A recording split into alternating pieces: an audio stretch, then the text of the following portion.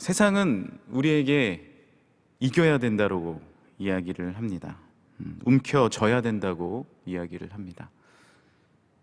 내가 힐링해야 되고, 내가 웰빙해야 되고, 이 코로나 시기 동안에도 내가 지켜나가야 된다고 이야기를 합니다. 내가 좋은 것을 늘 봐야 하고, 비판해야 되고, 또 내가 헤아림을 얻어야 된다고 이야기를 합니다. 그러나 오늘 말씀에 예수님께서는 이 시대에 사는 우리들에게도 분명히 말씀해 주시는 것은 나눠줘야 하고, 베풀어야 되고, 내가 용서해야 되고, 내가 져줘야 하고, 하나님의 말씀대로 나아가야 함을 분명히 알려주십니다. 할렐루야.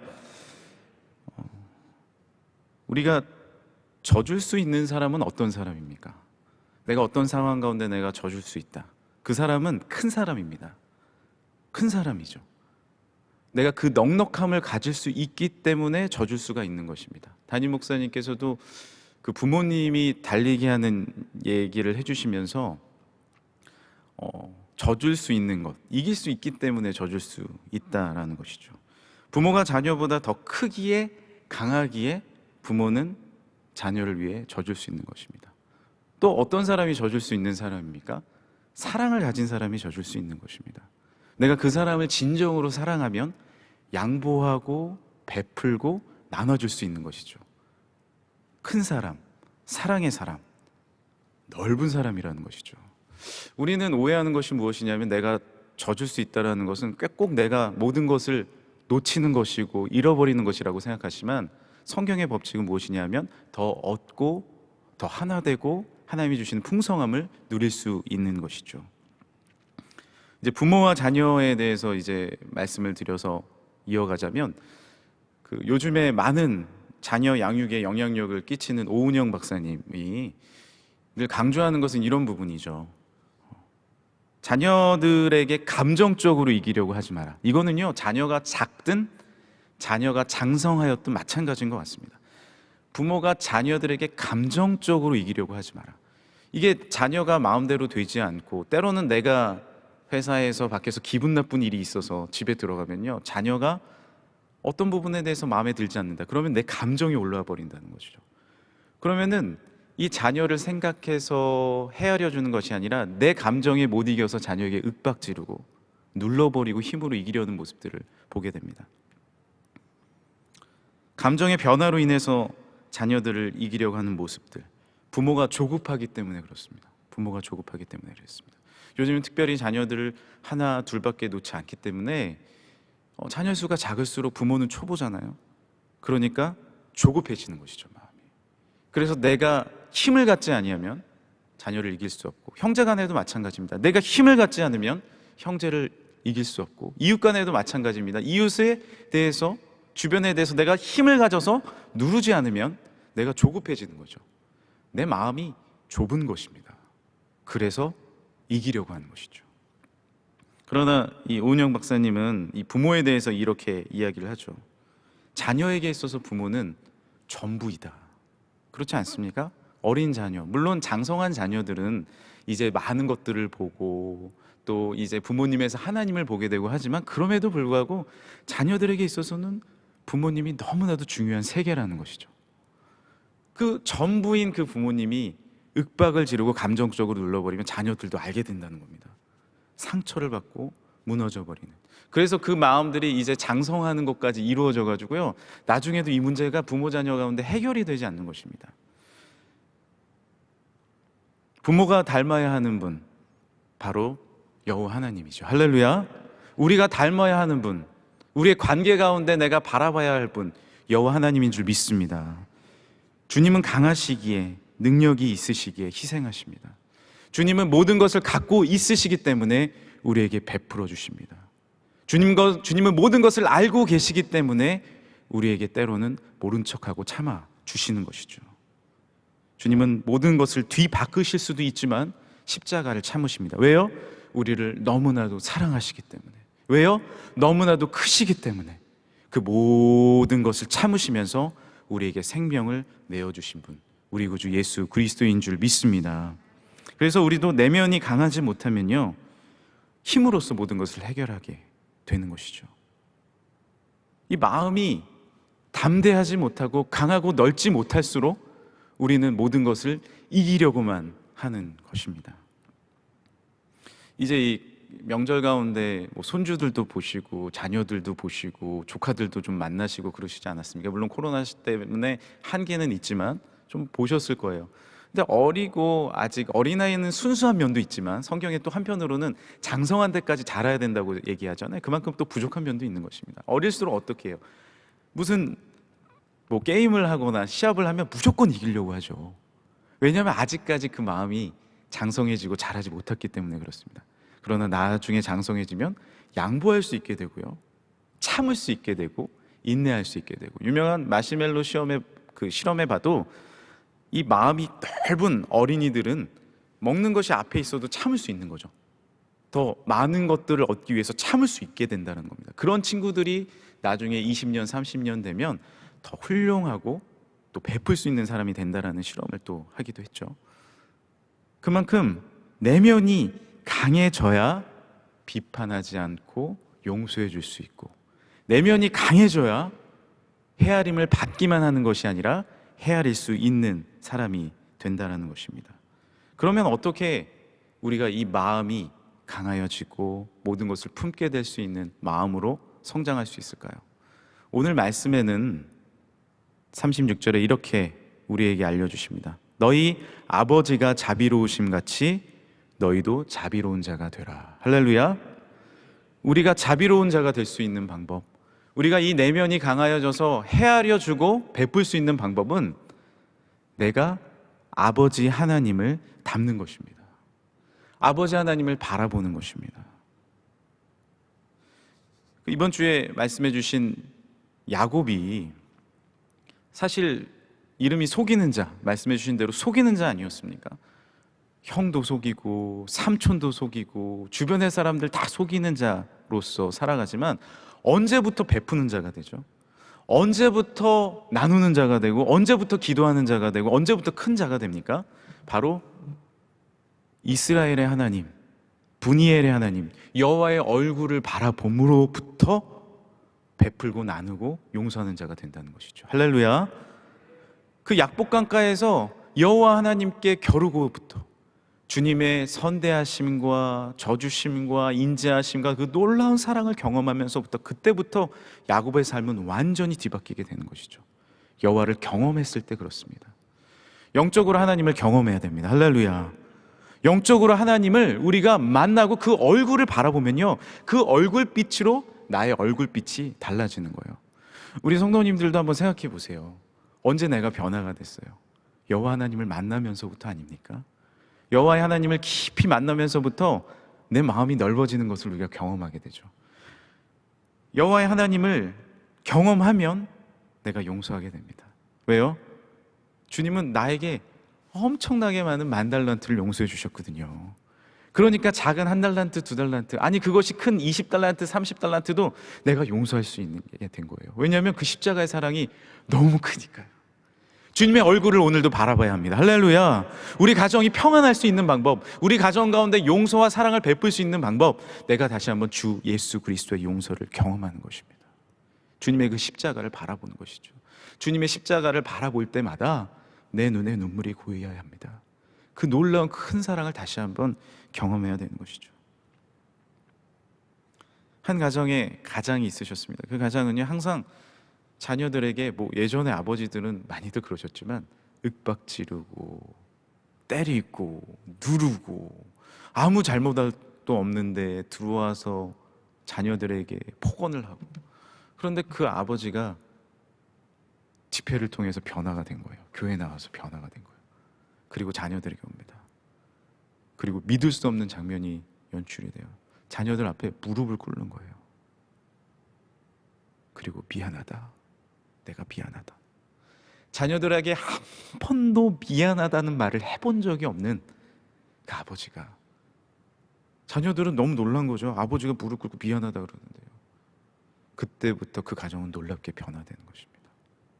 혹시 내 입술에 미안하다, 내 입술에 용서하다라는 말을 하지 못하는 분들이 계십니까? 하나님의 용서를 경험하시길 간절히 소망합니다. 하나님의 끝없는 사랑을 경험하시길 간절히 소망합니다. 그러면 나는요, 미안하다라고 할 수 있는 거예요. 죄송합니다. 미안합니다. 감사합니다. 내가 잘못했습니다. 그 말을 할 수 있게 되는 거예요. 왜냐하면 나는 크신 하나님을 경험했거든요. 크신 놀라운 하나님을 내가 바라봤거든요. 그 마더 테레사 수녀가 이제 인도의 그 빈민가로 가서 섬기지 않습니까?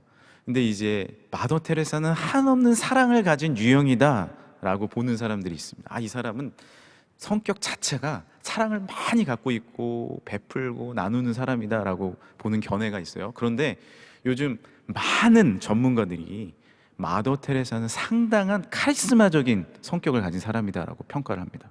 무슨 말씀이냐면 이 성격적으로 강한 분들이 있잖아요. 엄청 강한 거예요. 마더 테레사도 그렇다는 거예요. 강하지 않으면 어떻게 인도 빈민가로 들어갈 수 있냐는 거예요.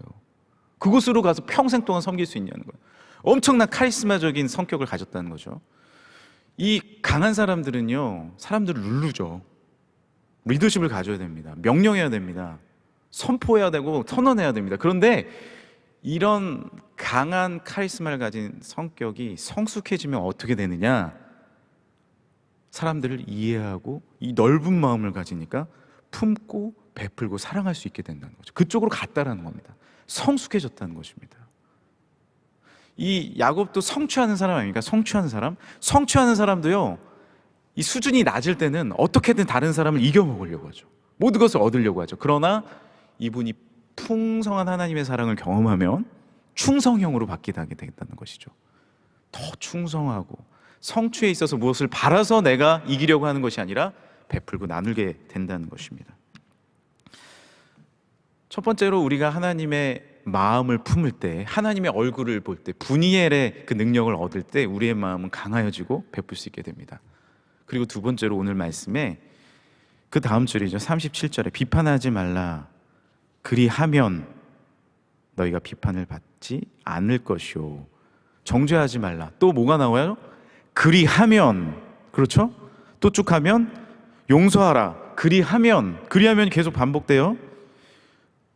그 다음에 38절을 보십시오. 주라. 그리하면.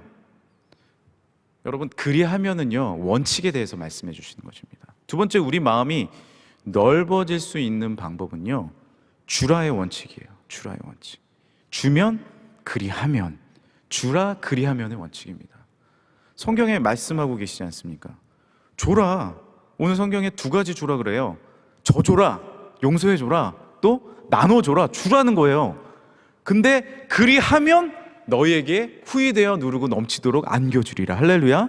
이것은 하나님의 법칙입니다. 법칙입니다. 우리가 많이 얻으려고 막 때를 쓰고 내가 움켜쥐고 막 이것을 얻으려고 움켜쥐고 놓지 않으려고 하고 그러면 나에게 얻는 것은 아무것도 없습니다. 이만큼 얻겠죠. 이만큼.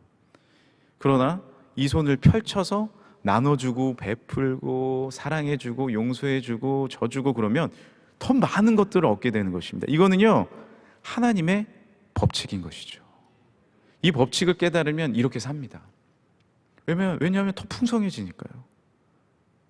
제가 그 신대원을 공부할 때 그때는 이제 신대원이 들어가기 참 힘들었습니다. 경쟁률도 심하고 그래가지고 공부하다가 말씀을 막 몇백 구절 외우니까 복잡하면은 말씀 구절을 이렇게 귀에다가 이어폰으로 꽂고 한강을 이렇게 바라봤어요. 나와서 거기에 이제 같이 신대원 공부하는 저희 친형이랑 둘이 공부했거든요.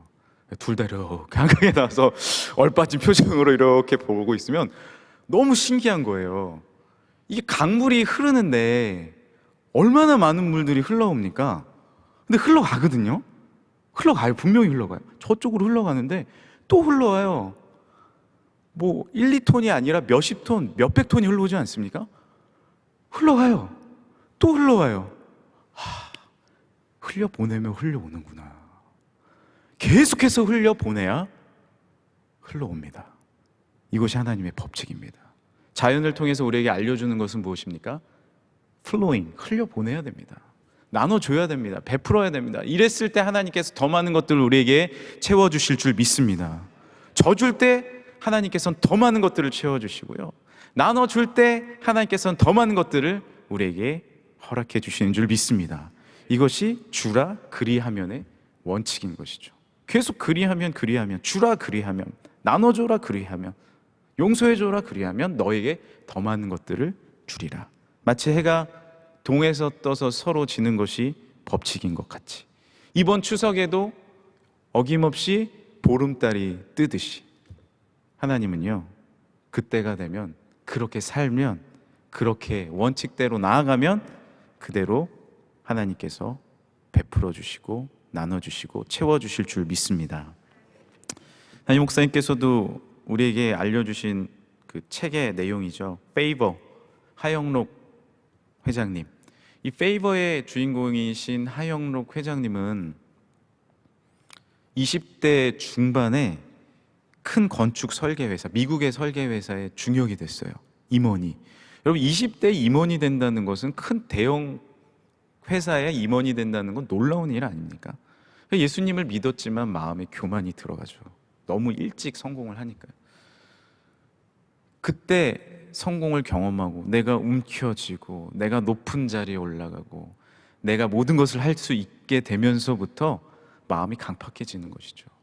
그런데 하나님은 그대로 이분을 쓰시기 위해서 그대로 놔두지 않았습니다. 32세 때 심장 빈맥증을 앓게 됩니다. 그리고 자신의 심장으로는 삶을 살아갈 수 없는 고통을 당하게 되죠. 그래서 이식을 하게 돼요.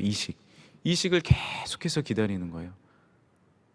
1년여 기다렸나요? 이식을 해줄 분이 나타나지 않다가 너무나도 힘이 드니까 하나님의 말씀을 붙잡고 어렸을 때 들려주신 그 찬송과 그 말씀을 더 기억하면서 나아가는데 하나님의 법칙을 깨달은 거예요. 아, 이 주라 그리하면의 법칙, 내가 하나님께 더 드려야겠구나, 내가 이웃에게 더 베풀어야겠구나, 하나님 사랑하겠습니다, 이웃 사랑하겠습니다, 이 원칙을 이제 내가 이렇게 살기로 결정한 거예요. 그때 심장이 누군가가 주기로 이제 의사 선생님이 얘기해 준 거죠. 아, 이제 됐다, 살았다. 근데 우연찮게 옆방에 있는 한 여인이 이 똑같은 심장을 이식받을 수 있게 되는 그 동일한 인물인 것을 알게 되고요. 심장을, 이분도 이식받을 수 있는 그 심장을 원하고 있는 거예요. 그런데 내가 심장을 이식받아야 되는데 이 여인이 더 급하고 힘든 것을 알게 되면서 주라 그리하면 원칙으로 줘버린 거예요. 가족들과 상의 안 하고 의사한테 부탁해서 준 거예요. 그리고는 의식불명에 빠집니다. 심장을 이식받지 못해서 곧 죽게 된 거예요. 그러나 하나님의 원칙대로 살기로 결정한 거죠. 그리고는 한 달 만에 그 심장보다 건강하지 못한 심장을 얻고 다시 살아나게 됩니다. 지금 다시 심장 이식을 하셔야 된대요. 두 번째 심장 이식. 건강하지 못한 이 심장을 받았기 때문에 두 번, 세 번 해야 된다는 거예요. 지금도 그렇게 살아가고 계세요. 근데 중요한 것은 그때부터 기적이 일어나는 거예요. 그때부터 내 마음이 평안하고, 할렐루야.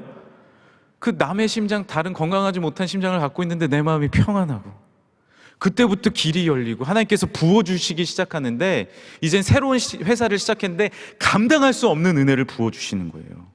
세계 100대 회사, 건축회사 중에 세계 100대 회사, 동부에서 가장 젊은이들이 일하고 싶은 100대 회사에 들어가게 됩니다. 팀하스라는 회사를 세우게 되고 정말 많은 하나님의 축복을 누리고 계속해서 나눠주고 계속해서 주고 계속해서 베풀어주고 하나님의 축복을 누린 줄 믿습니다.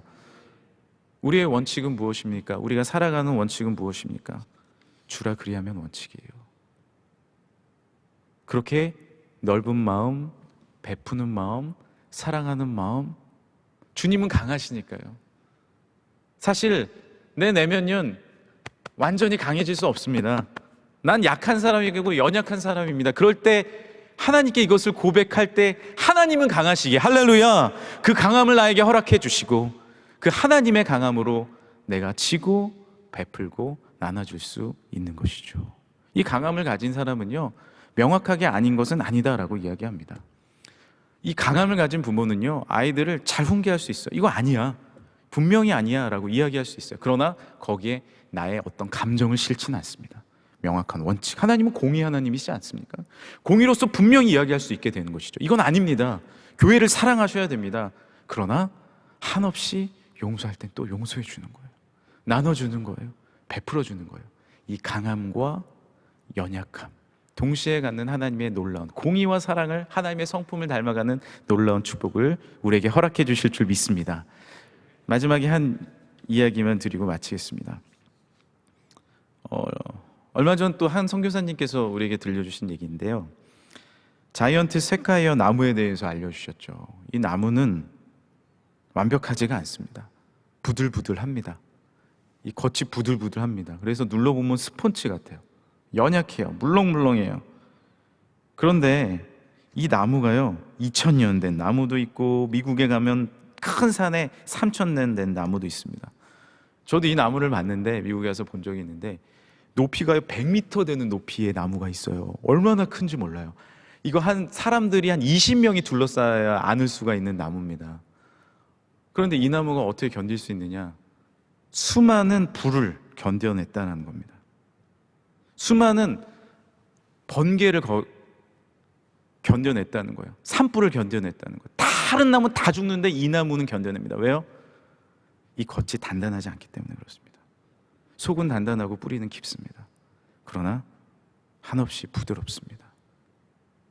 한없이 누르면 들어갑니다.